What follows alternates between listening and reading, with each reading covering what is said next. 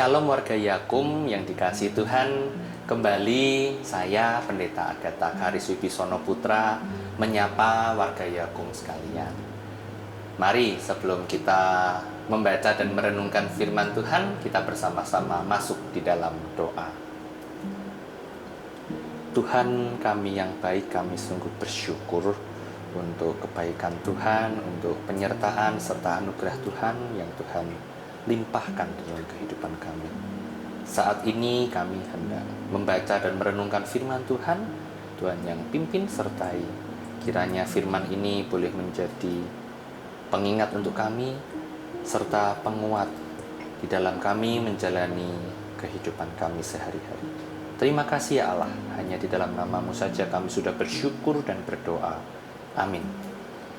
Warga Yakum yang dikasihi Tuhan, marilah kita membuka Alkitab kita dari Injil Yohanes pasal 12 ayat 1 sampai dengan ke-8. LAI memberi judul Yesus diurapi di Betania. 6 hari sebelum Paskah, Yesus datang ke Betania, tempat tinggal Lazarus yang dibangkitkan Yesus dari antara orang mati. Di situ diadakan perjamuan untuk dia dan Marta melayani. Sedangkan salah seorang yang turut makan dengan Yesus adalah Lazarus. Maria mengambil setengah liter minyak narwastu murni yang mahal sekali, lalu meminyaki kaki Yesus dan menyekanya dengan rambutnya. Bau semerbak minyak itu memenuhi seluruh rumah itu. Namun Yudas Iskariot, seorang murid Yesus yang akan segera menyerahkan dia, berkata, "Mengapa minyak narwastu ini tidak dijual 300 dinar dan uangnya diberikan kepada orang-orang miskin?" Hal itu dikatakannya bukan karena ia memperhatikan orang-orang miskin, melainkan karena ia seorang pencuri. Ia sering mengambil uang yang disimpan dalam kas yang dipegangnya.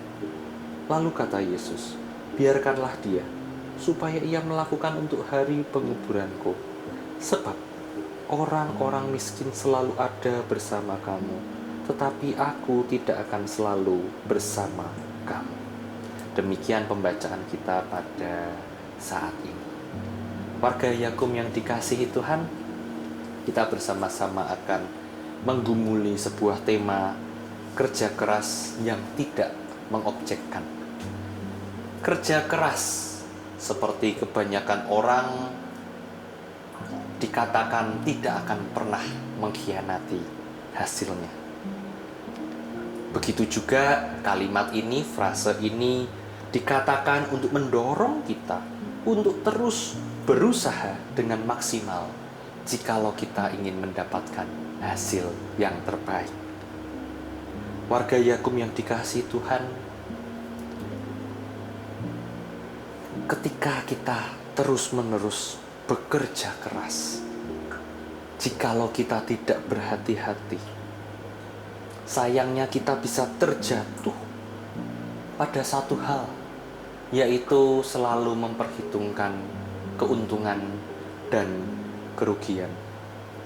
Hasilnya selalu menjadi sebuah patokan. Warga Yakum yang dikasihi Tuhan, di dalam dunia pelayanan pun rasanya juga sama. Jikalau kita rindu untuk terus melayani, memberikan yang terbaik, tetapi jikalau kita tidak memiliki hati yang benar-benar murni, kita sama bisa terjatuh di dalam hitung-hitungan untung dan rugi.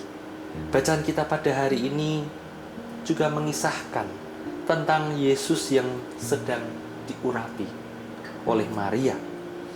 Yesus diminyaki dengan minyak narwastu yang mahal. Seberapa mahal minyak itu? Kata Yudas, kalau dijual bisa 300 dinar. Seberapa mahalkah itu? 1 dinar dikatakan setara dengan upah harian pekerja. Kalau saat ini kita bandingkan dengan kehidupan saat ini, katakanlah upah pekerja harian sekitar 100.000 rupiah dikalikan 300, Hasilnya kurang lebih 30 juta, kan? Artinya harga minyak narwastu itu untuk 1 liternya 30 juta. Tadi yang dipakai katanya Maria menuangkan setengah liter. Artinya separuhnya 15 juta dibuang dalam tanda kutip hanya untuk meminyaki kaki Yesus. Hanya untuk menyeka kaki Yesus. Warga Yakum yang dikasihi Tuhan, kalau kita berpikir secara realistis, tampaknya memang apa yang dikatakan Yudas cukup realistis. Kok apa nggak sayang? Apa nggak bisa menyeka kaki Yesus itu dengan menggunakan minyak yang lain? Kenapa harus semahal minyak narwastu? Minyak seharga 15 juta setengah liternya. Warga Yakum yang dikasihi Tuhan, ternyata memang Yudas sudah punya hitung-hitungan sendiri. Sayangnya hati dia jauh di dalam lubuk hatinya itu tidak benar-benar untuk orang-orang miskin. Dia tidak benar-benar mempedulikan orang-orang di luar sana. Ia tidak benar-benar menyayangkan minyak yang mahal itu untuk dibagikan kepada orang-orang miskin. Tetapi seperti informasi yang diberikan, Yudas kerap kali mencuri. Yudas kerap kali menggunakan dana untuk kepentingan dirinya sendiri. Artinya Yudas menjadikan warga miskin sebagai objek pelayanannya yang lebih banyak untuk keuntungan dia sendiri.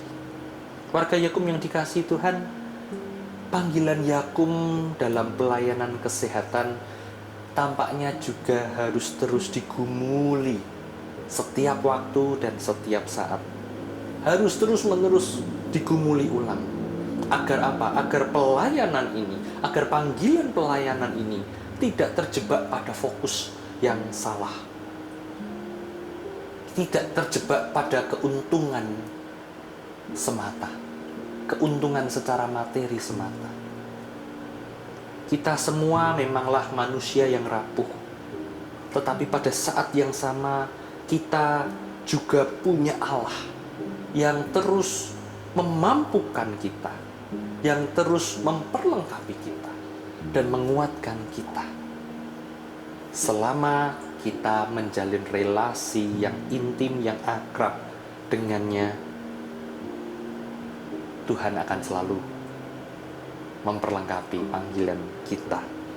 Panggilan pelayanan dalam dunia kesehatan tetap harus berimbang antara pengambilan keuntungan dengan memberikan pelayanan yang maksimal.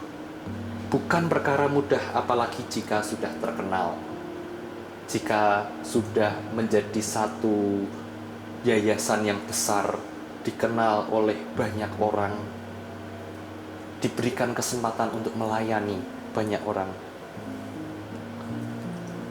Warga Yakum yang dikasihi Tuhan, ingatlah, tetaplah kerjakan setiap pekerjaan kita, pelayanan kita dengan mengingat bahwa kita adalah manusia yang sama yang Tuhan percayai sebagai pekerja Kristus. Kita semua adalah manusia yang rapuh, yang tetap membutuhkan sentuhan kasih Allah. Oleh karena itu, jagalah fokus saudara untuk terus mengarah kepada Kristus di dalam setiap pelayanan. Warga Yakum yang dikasihi Tuhan, marilah kita berdoa. Terima kasih ya Allah, Engkau telah memperlengkapi kami semua. Engkau telah memberikan karunia anugerah yang luar biasa. Engkau telah mempercayakan pelayanan yang luar biasa melalui Yakum ini. Dan kiranya ya Allah, melalui Yakum, nama Tuhan terus dipermuliakan. nama Tuhan boleh terus diagungkan. Tuhan, berikanlah kami hikmat, berikanlah kami hati untuk mau terus melayani Tuhan. Biarlah kami terus bekerja keras untuk Tuhan, bukan untuk keuntungan kami sendiri. Tidak menjadikan pasien ataupun klien-klien kami sebagai objek keuntungan saja. Jagailah hati kami ya Allah. Hanya di dalam nama Tuhan Yesus Kristus kami berdoa. Amin.